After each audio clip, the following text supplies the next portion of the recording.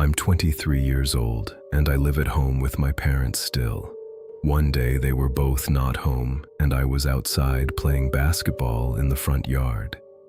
At some point while I was playing, I looked up at one of our upstairs windows and saw a woman standing there. Not my mom, not my sister. It was a random woman.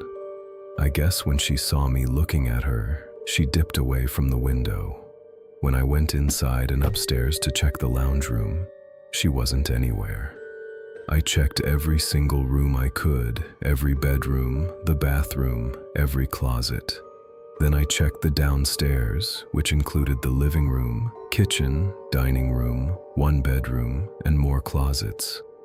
Finally, I checked the basement, and I highly doubted she could be down there. It's a small basement with a couple couches, a bar, and 2 closets. There weren't many places for someone to hide. But when I opened the second closet door, I was incredibly scared, as I didn't know of any other places someone could be hiding in the house. This was the last unchecked spot that I could think of. I yanked the door open as if I were ripping off a band-aid, and like I did with the closet before this one, I right away pushed myself into the closet just in case that woman was in there and I'd have the jump on her.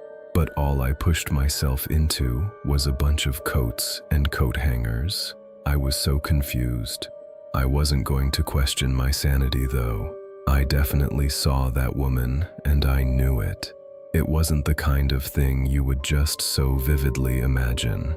I went back to the middle floor and screamed very loud that whoever was in the house needs to get the fucksen out. I actually screamed so loud that our next door neighbor came over and asked if I was okay.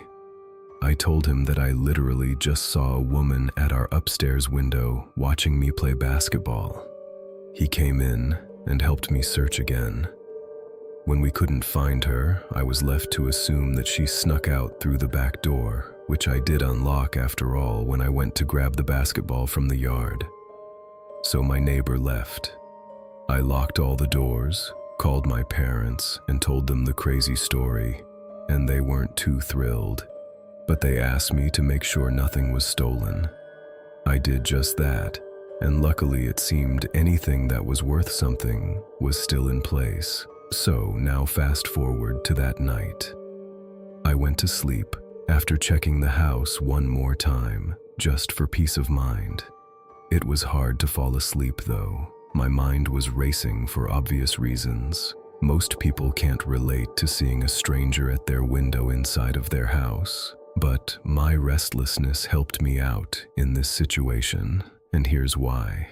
I was finally starting to drift away slightly. Then I heard some noises from the other side of me.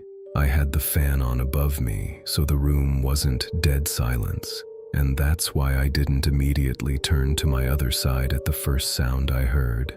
But the sound started as sounds human-like. I turned to my other side, and there she was, getting out from under my bed.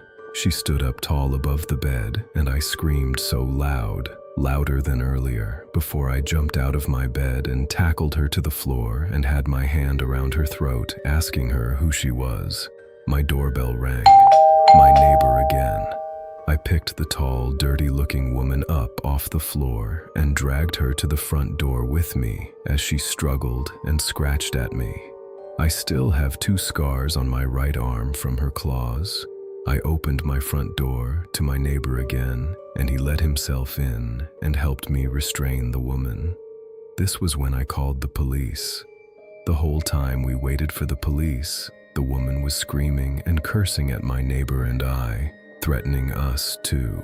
The best way to put it, she looked and acted like a meth head currently suffering from withdrawals. When the police arrived, one of the officers knew exactly who the woman was. They had dealt with her multiple times before. Her name was conveniently Karen. It was satisfying to watch her be brought into the back of the police car.